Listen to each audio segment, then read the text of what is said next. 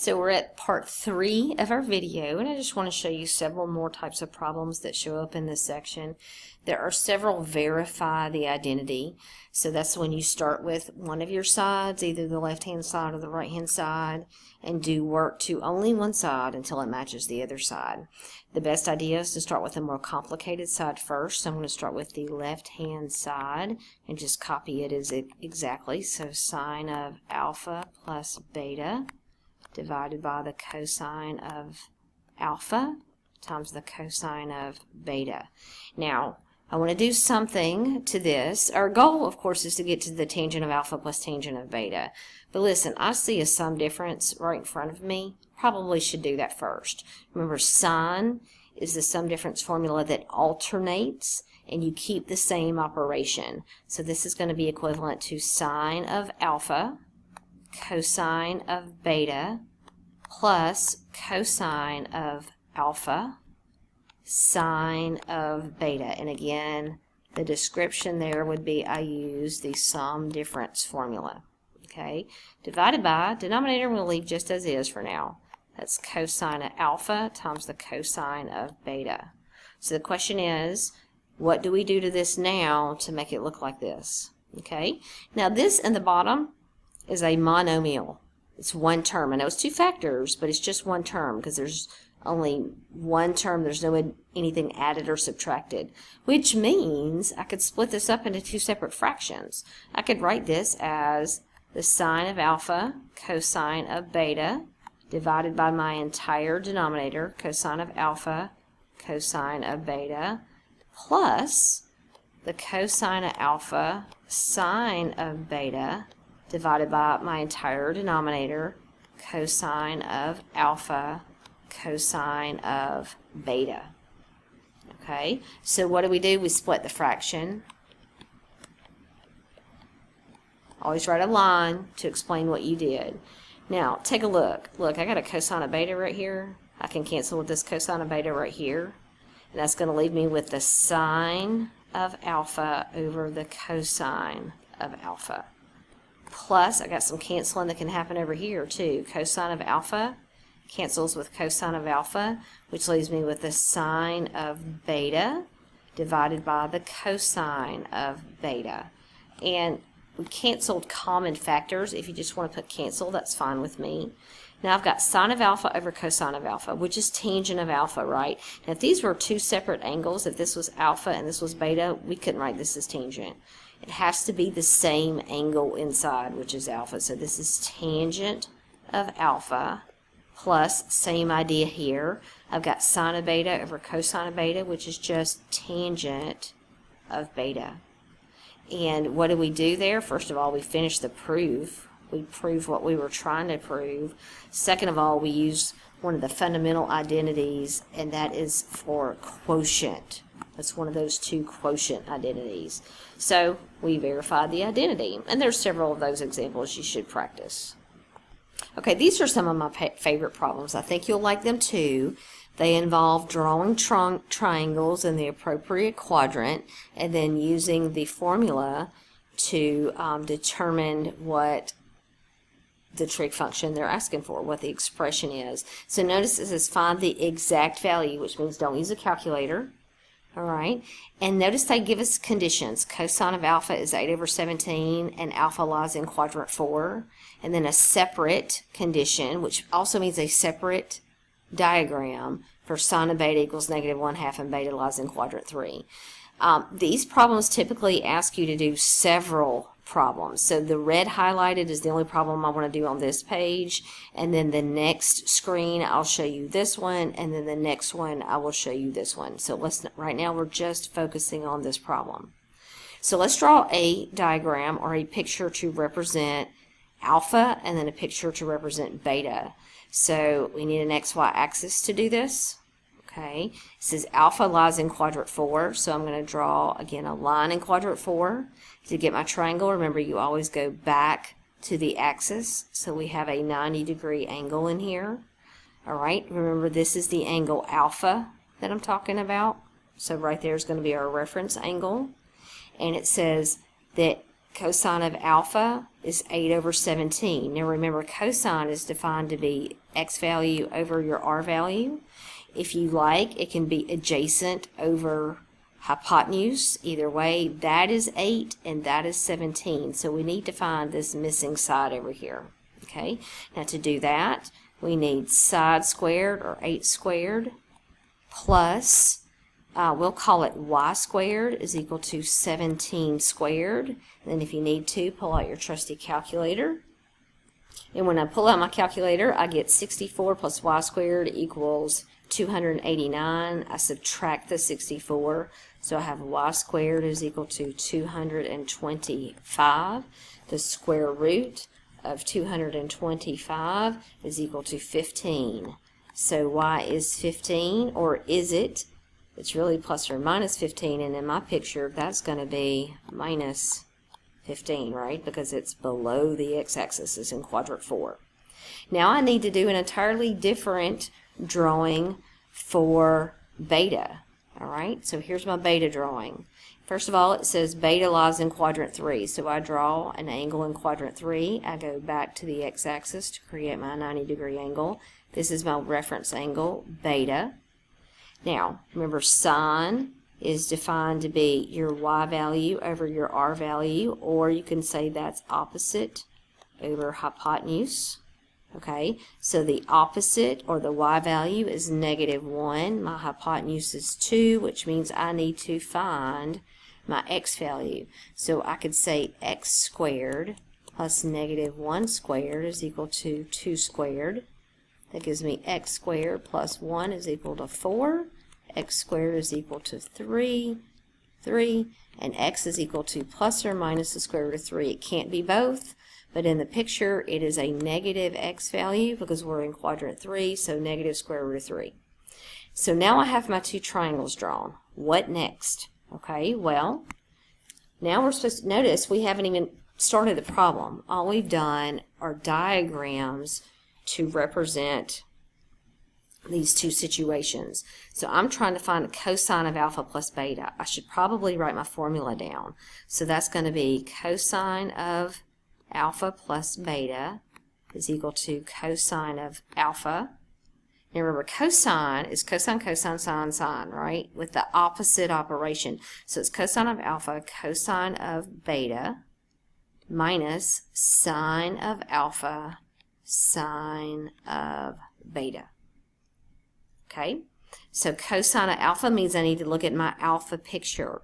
Remember, cosine is an x value over an r value. So on my alpha picture, my x value is 8 and my r value is 17. We already had cosine of alpha even given to us, so you could look at your picture or look at what's given. So 8 over 17 times the cosine of beta. Okay, so now look at my beta picture in green over here. Okay, I don't have cosine given, but I have to remember that cosine again is x over r. So my x in this picture is negative square root of 3. My r in this picture is 2. And that's multiplication. Minus sine of alpha. Okay, so I need to go back to my alpha picture. Sine is opposite, which is negative 15, over hypotenuse, which is 17, times sine of beta. I need to look at my beta picture. Okay, sine again is opposite, which is -1, over hypotenuse, which is 2, or you could say y over r. Now I need to simplify this expression. So I could cancel here, but you know what? If I do, I won't have a common denominator anymore when it's time to add or subtract these values. So I'm going to leave it as 8 times negative square root of 3 is -8 square root of 3, and that's over 34. This is minus, because this negative times this negative is positive, times this negative is minus 15 over 34. Okay, so my final answer, provided I didn't make any mistake, is I combine these together. So it would be -8 square root of 3 minus 15 over 34. That's That's my final answer. Fun, huh? So let's move on to the second question for this same problem. Well, I've recreated our alpha and beta for you. We did that, notice here on the last slide, there's alpha, there's beta. I just redrew it right here for you. This time we're finding the sine of alpha plus beta. So I need to write down the formula for the sine of alpha plus beta. And remember, sine alternates, so it's the sine of alpha times the cosine of beta, but we keep the same operation, so plus, and now I do the cosine of alpha times the sine of beta. And now I just plug in my formula. So to find sine of alpha, I need to make sure I look at my alpha picture, which is here in blue. Sine is x over r, or opposite, which is negative 15, over hypotenuse, which is 17. Okay, and then I can do cosine of beta, which means I need to go to my green beta picture. Cosine is adjacent, which is negative square root of 3 over hypotenuse, which is 2, or if you like better, it's x over r, but the same values, okay? Plus cosine of alpha. Back to my alpha picture. Cosine of alpha is actually given. It's 8 over 17, but there's nothing wrong with using your diagram to do it because its cosine is adjacent, which is 8 over hypotenuse, which is 17, or x over r. And that makes me feel better when it looks like that in the picture is the same value it gave you. And then sine of beta. So I need to go to my beta green picture. Sine is opposite, which is negative 1 over hypotenuse, which is 2. Or I think about it as opposite, which is still negative 1 over hypotenuse, which is 2. And then I simplify this expression. Now these two negatives multiply to be a positive 15 square root of 3 over 34. And then 8 times negative 1 will be minus 8 over 34. So my final result is 15 square root of 3 minus 8 over 34. All right, to do our third tangent of alpha plus beta, again, I've redrawn this for you. So make sure you look at alpha when you have the angle alpha and your beta picture in green when you have the angle beta. And we're doing tangent of alpha plus beta. Formula needs to be memorized that tangent of alpha plus beta is equal to the tangent of alpha plus the tangent of beta divided by 1. Whatever this sine is matches this, but whatever this is and this is the opposite down here. And then you multiply tangent of alpha times the tangent of beta. And now we plug in, okay? So I'm looking at tangent of alpha. Remember, tangent is y over x, so that's going to be negative 15 over 8. Or if you like better, it's going to be opposite over adjacent. So it's still negative 15 over 8. Plus the tangent of beta. Look at my beta picture. So it's still going to be opposite over adjacent. So negative 1 over negative square root of 3. Or you can think about it as opposite over adjacent. Okay. Over 1 minus. Now you've already calculated tangent of alpha. It's right here. Negative 15 over 8. And then times tangent of beta. That should be correct. The two negatives cancel, so 1 over the square root of 3. So that'd be negative 15 over 8. That's going to be plus 1 over the square root of 3 divided by. Now, we need to multiply before we add or subtract. That will be a plus because this is a negative, subtract a negative. So it's going to be 1 plus. Now this is going to be 15 over 8 square root of 3. Now we've got some work to do to finish this out. I really need to find a common denominator here and combine these two fractions together. Same thing down here. So my common denominator in the numerator is going to be 8 square root of 3, so I need to multiply this guy by 8 over 8. This is going to be 8 square root of 3, so I need to multiply this by square root of 3 over square root of 3. And then down here I have the same denominator, 8 square root of 3, so I need to multiply this by 8 square root of 3 over 8 square root of 3. Okay, just common denominator stuff, right? So this is going to be negative 15 square root of 3 plus 8 divided by 8 square root of 3 over, this is going to be 8 square root of 3 plus 15 over 8 square root of 3. My final step is to invert and multiply. Maybe my final step, we'll see. So I have this entire numerator, I'm going to recopy, negative 15 square root of 3 plus 8 over 8 square root of 3 times 8 square root of 3 over negative 15 square root of 3 plus 8. Alright, this looks fun. That cancels with that. And this cancels with this. Is that what you see? No, I have a copy error. That's positive. Okay, so in the numerator, negative 15 square root of 3 plus 8. And then the 8 square root of 3's cancel. And this is Oh, I wrote that backwards. Hey, how about be careful when you write these things down? Stand by. So when I flip that back, when I flip this term upside down, it's 8 square root of 3, and this is going to be 8 square root of 3 plus 15. I almost really messed this up. So this is going to be negative 15 square root of 3 plus 8 divided by 8 square root of 3 plus 15. And that is good for an answer. Confusing, I will give you that, but that is our final answer there. Okay, just to make sure you're paying attention, I got another one of these for you. So notice this again, find the exact value of the following given the conditions. So they give us an alpha that we need to draw a picture to represent.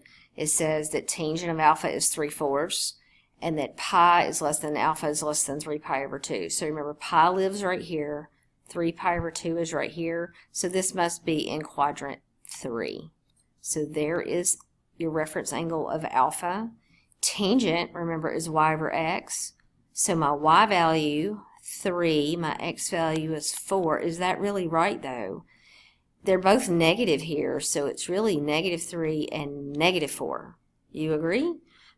And that would be negative 3 over negative 4, which would end up simplifying into positive 3/4. Now we need to find the hypotenuse. All of you might recognize that's a 3, 4, 5 triangle. Hypotenuse can never be negative, but if you need to do the Pythagorean theorem to pull that off, you go right ahead. So there's alpha. In green, we're going to draw beta. Okay. Now it says that, first of all, cosine of beta is 1/4. So that's x over r, or adjacent over hypotenuse. But they also tell us that beta is between 3 pi over 2 and 2 pi. 3 pi over 2 lives down here, south, and 2 pi is far right. Okay, same as 0, so we're talking quadrant 4. Okay, so this is beta, the reference angle for beta. And again, it says that cosine of beta, which is adjacent 1 over hypotenuse 4, or x over r. So I need to find this missing side. I am going to use the Pythagorean theorem to do this. So this is going to be 1 squared plus, call it y squared, is equal to 4 squared. So I have 1 plus y squared is equal to 16. So y squared is equal to 15. So y is equal to plus or minus the square root of 15. Now we're talking about a negative y value, so this is negative square root of 15. Okay? Now if we're trying to find cosine of alpha plus beta, I need the formula for that. Cosine is the one that doesn't alternate. So cosine of alpha plus beta is cosine of alpha, cosine of beta. The operation changes, minus sine of alpha, sine of beta. And I just plug in. So cosine of alpha, look at my alpha picture. Cosine is adjacent, which is negative 4 over hypotenuse is 5, or you could use x over r. Times cosine of beta, look at my beta picture. Again, adjacent, which is 1 over hypotenuse, which is 4. Okay, and it's given also, minus sine of alpha. So the sine of my alpha picture is y over r, or opposite over hypotenuse, times the sine of my beta picture is still opposite, which is negative square root of 15 over hypotenuse, which is 4, or you can think y over r. And then I'm just charged with simplifying this as much as possible. Now, I do see those 4's cancel. But once again, if I do cancel these 4's, I won't have a common denominator anymore because this is going to be 20. So I think I'm not going to cancel it. I'm going to leave it as negative 4 over 20. And then this negative times this negative is a positive times this negative overall is a negative. That's going to be 3 square root of 15 over 20. My next step is I combine, because I have a common denominator, I didn't cancel over here and lose it. I get negative 4 minus 3 square root of 15 all over that common 20. And that is cosine of alpha plus cosine of beta. Next on the agenda is to calculate sine of alpha plus sine of beta. Okay, so for this, I've redrawn your angles alpha and beta. Not in the neatest form, but it's enough to get us there. And we need the formula for sine of alpha plus beta. So if you'll recall, sine alternates. So it would be sine of alpha, cosine of beta. You keep the same operation, and then you do cosine of alpha, sine of beta. So this is equal to this. So I'm going to do sine of alpha. I'm going to look at my picture to get sine. Remember, sine is opposite over hypotenuse, so that's going to be negative 3/5 times cosine of beta. I'm going to look at my beta picture. Cosine is adjacent over hypotenuse, so that's 1/4. Plus cosine of alpha. I need my alpha picture. Cosine is adjacent over hypotenuse, so negative 4/5 times sine of beta. So I go to my beta picture and do opposite over hypotenuse, so negative square root of 15 over 4. Or you can use the definition again, y over r, which is still going to give you negative square root of 15 over 4. And then I simplify. So negative 3 times 1 is negative 3 over 20. And then these two negatives turn into a positive, so plus 4 square root of 15 over 20. I combine, I get negative 3 plus 4 square root of 15 all over my common denominator of 20, and I'm finished with this problem. So once again, I've redrawn your angle alpha and your angle betas for you, and we need to calculate tangent of alpha plus beta. So the formula for that is tangent of alpha plus the tangent of beta over 1 minus the tangent of alpha times the tangent of beta. If you're called to memorize this formula, plus, this is the opposite sign. It's almost like you're distributing the tangent inside here. That is not at all what we're doing, just a way to think about it. And then 1, change the sign, and then multiply those two guys together.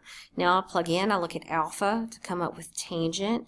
That would be opposite over adjacent, y over x, or just look at what they gave you. So 3/4, no matter how you do it. Plus the tangent of beta, again, opposite over adjacent, or y over x, so that's going to be negative square root of 15 over 1 divided by 1 minus these two multiplied together. We've already found tangent of alpha, it was 3/4. And we've already found tangent of beta, it was negative square root of 15 over 1. I continue to simplify. Now to do this, I need to write this as one fraction. I need a common denominator. And that denominator is 4, so I'm going to multiply that fraction by 4 over 4. It's going to give me 3/4 minus 4 square root of 15 over 4. In the denominator, I'm going to have 1 plus 3 square root of 15 over 4. I also need a common denominator right here, so I'm going to multiply this by 4 over 4.